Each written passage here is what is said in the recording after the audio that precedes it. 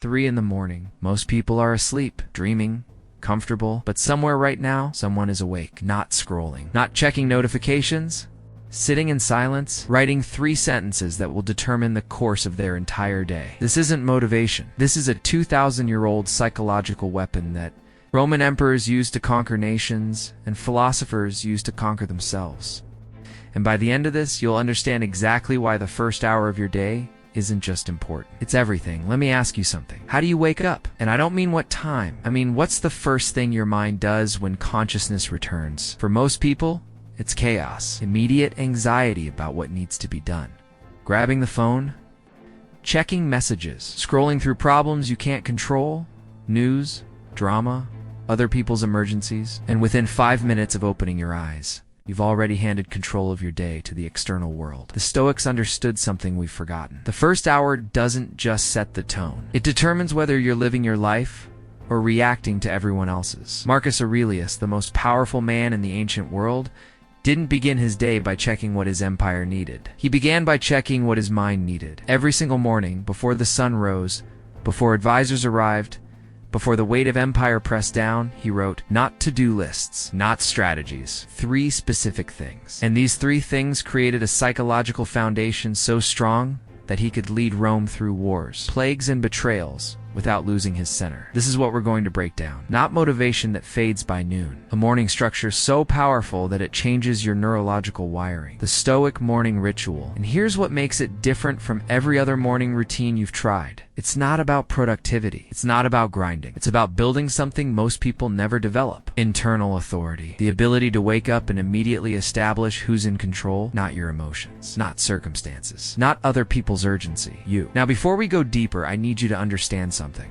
This isn't easy. The Stoic path has never been about comfort. It's about strength. And strength doesn't come from doing what feels good. It comes from doing what's necessary when every part of you wants to stay comfortable. So if you're looking for a gentle morning meditation that makes you feel nice, this isn't it. But if you want a daily practice that turns you into someone who can handle anything life throws at you, keep watching. Because what I'm about to share comes from the writings of 3 philosophers. Marcus Aurelius, who ruled the Roman Empire, Epictetus, who was born a slave and became one of history's greatest teachers, and Seneca, who advised emperors and survived political chaos that would have destroyed weaker men. These weren't theorists, they were practitioners. And the morning ritual they developed has been tested across 2 millennia by soldiers, leaders, entrepreneurs, and anyone who decided that their day would be determined by their choices, not their circumstances. Let's begin. The Stoic morning ritual has 3 components. 3 simple practices that most people completely misunderstand. They sound easy. They're not. Because each one requires you to do something uncomfortable. To look directly at truths you'd rather avoid. To confront the gap between who you are and who you claim to be. This is why most people never develop this practice. Not because it's complicated, because it's honest. And honesty is harder than complexity. The first pillar, Memento Mori, remember you will die. Every morning, before anything else, Marcus Aurelius would remind himself of his mortality, not as depression. As clarity, he would write variations of the same thought. You could leave life right now. Let that determine what you do and say and think. This wasn't morbid. This was the most practical psychological tool ever developed. Because when you genuinely remember that your time is finite, all the trivial things that normally consume your energy suddenly lose their power. Think about the last time you were genuinely angry about something stupid. Traffic, a rude comment, someone being late. Now imagine if you knew, with certainty, that you had 1 month left to live. Would you spend even 1 second angry about traffic? Would you waste energy on that rude comment? Would lateness matter? The answer is obvious, but here's the problem. You do have limited time. You just don't know the exact date, so you waste it as if it's infinite. The Stoic morning ritual begins by destroying that illusion. You write or you speak out loud. One simple truth. I will die. Maybe today. Maybe in 50 years, but definitely. This body will stop working. This consciousness will end. The question isn't whether. The question is what I do with the time between now and then. When you start your morning this way, something shifts. The email that seemed urgent suddenly looks different. The argument you were planning to have seems pointless. The fear of what others think dissolves because you remember that their opinions, your worry about their opinions, mean nothing against the backdrop of mortality. This isn't pessimism. This is the most optimistic practice possible, because it forces you to ask the only question that matters. If time is limited, what deserves my attention today? Marcus Aurelius didn't just think about this. He wrote it daily in his private journal. Entries like you could be good today, but instead you choose tomorrow. Concentrate every minute like a Roman on doing what's in front of you with precise and genuine seriousness. This wasn't inspiration. This was self-confrontation, forcing himself to face the reality that he was wasting time on things that didn't matter. So here's your first practice. Every morning, before you check your phone, before you do anything, you write one sentence. Today might be my last day. What does that mean for how I spend the next hour? You don't need to believe you're actually dying today. You just need to feel the weight of the truth. That this day is not guaranteed. That the version of you who goes to sleep tonight might never wake up. And that if you knew this with certainty, you would spend today very differently than you're planning to. The second pillar, premeditatio malorum, negative visualization. This is where the Stoic ritual becomes really uncomfortable, because the second practice is to imagine in detail everything that could go wrong today, not as anxiety, as preparation. Seneca wrote, "The man who has anticipated the coming of troubles takes away their power when they arrive." The Stoics understood something modern positive psychology refuses to accept. You don't overcome fear by ignoring it. You overcome fear by looking directly at it until it loses power. So every morning, after remembering your mortality, you imagine worst-case scenarios. What if the meeting goes badly? What if they reject you? What if you fail? What if everything you're worried about actually happens? And then you ask the only question that matters. Could I handle it? And the answer, almost always, is yes. Not easily, not without pain, but you could handle it. You've handled worse. You're still here.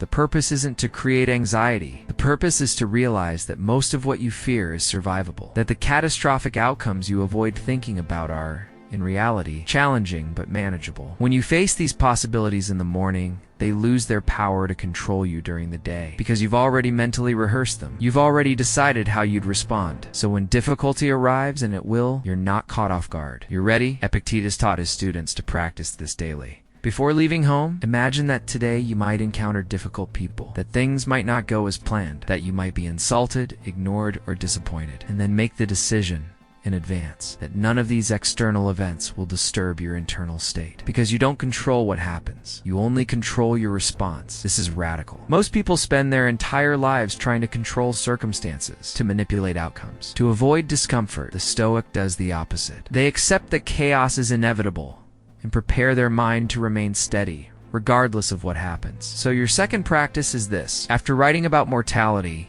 you write 3 things that could go wrong today. Be specific. And then write how you would handle each one, not with solutions. With your response, how would you maintain your character? How would you respond in a way you'd respect? The third pillar, the view from above. This is the perspective shift that makes everything else possible. Marcus Aurelius would regularly practice imagining himself from above, not just looking down at his own body, but pulling back further, to see the city, the empire, the planet, all the countless humans struggling and striving and convinced their problems are cosmically significant, and from that vantage point, he would recognize the truth, that his concerns, however important they felt, were tiny, that the insult that hurt him yesterday would be forgotten in a month, that the empire he ruled would eventually fall, that everything he built would decay. This wasn't nihilism. This was freedom, because when you genuinely see your life from a cosmic perspective, 2 things happen. First, your ego shrinks. The voice that tells you you're special, that your problems are unique, that you deserve better, that voice loses volume. Second, your compassion grows, because you realize that every person you encounter is dealing with their own mortality, their own fears, their own struggles. That the person who cut you off in traffic isn't evil. They're a human, probably worried about something, definitely going to die trying to get through their day. So your third practice is this. After writing about mortality and negative scenarios, you write one cosmic truth. In 100 years, this day won't matter. The thing I'm worried about will be completely forgotten. I am one human on a planet of billions, in a galaxy of billions, existing for a cosmically insignificant period of time. And then you ask, given that reality, how should I act today? What kind of character do I want to build in this brief moment of existence? These 3 practices take 15 minutes, maybe 20 if you go deep. Memento Mori. Remember death? Premeditatio malorum.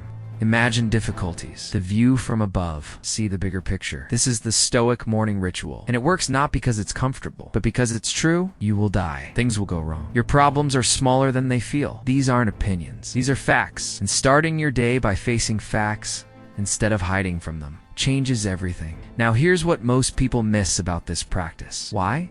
It's not just philosophy. Why? It actually creates measurable psychological changes. The Stoic morning ritual works because it does three things that modern neuroscience has proven are essential for mental resilience. It creates what psychologists call emotional pre-exposure. It establishes internal locus of control, and it activates what's called the observing self. Let me break that down. Emotional pre-exposure is simple. When you imagine difficult scenarios before they happen, your brain begins to categorize them differently. Instead of novel threats that trigger fight or flight responses, they become expected situations you've already mentally processed. This is why soldiers train in realistic combat scenarios, why pilots practice emergency procedures in simulators. Not because they want bad things to happen, because they want their brains to recognize difficulty as familiar, not catastrophic. The Stoic morning ritual does the same thing.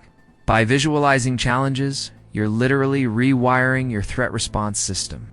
Internal locus of control is about where you believe power resides. People with external locus believe their outcomes are determined by luck, other people, or circumstances. People with internal locus believe their outcomes are determined by their choices and responses. Research consistently shows that internal locus correlates with every positive life outcome: better mental health, higher achievement, stronger relationships, greater life satisfaction. The Stoic ritual, by focusing entirely on what you control, your thoughts and responses, systematically builds internal locus. You stop asking, "Why is this happening to me?" and start asking, "How will I respond to what's happening?" The observing self is the part of consciousness that can watch your own thoughts and emotions without being controlled by them. Most people are completely identified with their mental states. They feel anxious and believe they are anxious. They think angry thoughts and believe they are angry. The Stoic practice of viewing yourself from above creates distance between awareness and mental content. You begin to recognize that you are not your thoughts. You are the awareness observing thoughts. This might sound abstract, but it's functionally powerful, because once you can observe your mental state, you can choose not to act on it. This is why the Stoic ritual works when positive affirmations don't. Affirmations tell you to think differently. The Stoic ritual teaches you to relate to thinking differently. Affirmations try to replace negative thoughts with positive ones. The Stoic ritual teaches you that thoughts are just thoughts, and you don't have to obey them. This is the difference between pretending everything is fine and being genuinely unshakable. Think about the last time you were really stressed. What was the experience? Probably racing thoughts about things you couldn't control. Emotional reactivity that felt overwhelming. A sense that you had to do something, anything, to make the feeling stop. Now imagine if in that moment you had the ability to step back, to observe the stress as a phenomenon happening in your body and mind, but not as your identity. To recognize that the thoughts demanding action were just neurological patterns, not truth. That's what the observing self provides. And the Stoic morning ritual builds this capacity systematically. Here's something else that makes this practice powerful. It's progressive. When you first start, writing about death feels awkward. Imagining worst-case scenarios creates real anxiety. Trying to view your life cosmically seems impossible. But like any practice, it compounds. After a week, the discomfort decreases. After a month, you start noticing changes in how you respond to actual difficulties. After 3 months, people around you start commenting that you seem different, calmer, more centered, less reactive. They don't know why. You do. Marcus Aurelius did this every single day for decades. His private journals, which we now call meditations, are basically his morning ritual written down. And these weren't just exercises. They shaped how he ruled. Rome under Marcus Aurelius faced catastrophic challenges. Plagues that killed millions. Barbarian invasions. Economic collapse. Betrayals from his most trusted generals. Any of these would have destroyed a weaker leader. But Marcus remained steady. Not because he was naturally calm, but because every morning, before dealing with empire, he dealt with himself. He reminded himself that death was coming. He imagined scenarios worse than what he was facing. He viewed his problems from cosmic perspective, and this daily practice created psychological infrastructure that catastrophe couldn't break. You don't rule an empire, but you face your own versions of chaos, difficult jobs, financial pressure, relationship problems, health challenges, the voice in your head that tells you you're not enough, that you're failing, that you should give up. These internal battles are where most people lose, not because the external challenges are impossible, but because they never built the internal strength to handle them. The Stoic morning ritual builds that strength, not through motivation, through confrontation with mortality, with difficulty, with truth, So the question isn't whether this ritual works. The question is whether you're willing to do something uncomfortable. Every morning in exchange for becoming someone who can handle anything. Most people aren't. They want strength without struggle, confidence without confrontation, resilience without resistance. The Stoics understood that's not how human psychology works. You become unshakable by shaking yourself daily, by voluntarily facing what others avoid, by starting every day with truth instead of distraction. Here's how you actually do this. Tomorrow morning, before your phone, before coffee, before anything, you sit down with paper and pen, not a device. Physical writing creates different neural patterns, and you write 3 sections. First, 1 sentence about mortality. I will die, possibly today, definitely, someday. This makes today valuable. Write it in your own words. Feel the weight. Second, 3 specific difficulties you might face today. And for each one, write your intended response. Not what you hope happens. How you will maintain character regardless of outcome. Third, 1 cosmic perspective statement. In the scale of universe and time, my worries are microscopic. How then should I act? Again, your words. Make it true. This takes 15 minutes. Maybe 20? That's it. No meditation music. No apps. No complexity. Just you facing reality before reality faces you. Do this for 30 days. Not to feel better, to become stronger. Because feelings fluctuate. But character, built through daily practice, remains. The Stoics weren't trying to create pleasant mornings. They were creating unbreakable humans. People who could lose everything and remain themselves. Who could be insulted, rejected, betrayed, and still act with virtue. Who could face death without fear because they'd already faced it 1,000 times in practice. This is what the morning ritual builds. Not motivation that fades, a foundation that holds. So the question isn't whether this works. It's worked for 2,000 years. The question is whether you'll do it. Whether you're willing to start tomorrow morning differently than you started today. Whether you're ready to become someone who doesn't need external circumstances to be comfortable in order to maintain internal strength. The Stoics believed that this capacity to remain steady regardless of chaos was the only thing worth developing. Everything else, success, wealth, status, is controlled by fortune. But your response to fortune is controlled by you, and it's determined in the first hour of every day. That's the Stoic morning ritual. That's why it changes everything. Now the choice is yours. If this resonated, subscribe to the Epictetus effect for weekly Stoic wisdom that actually works.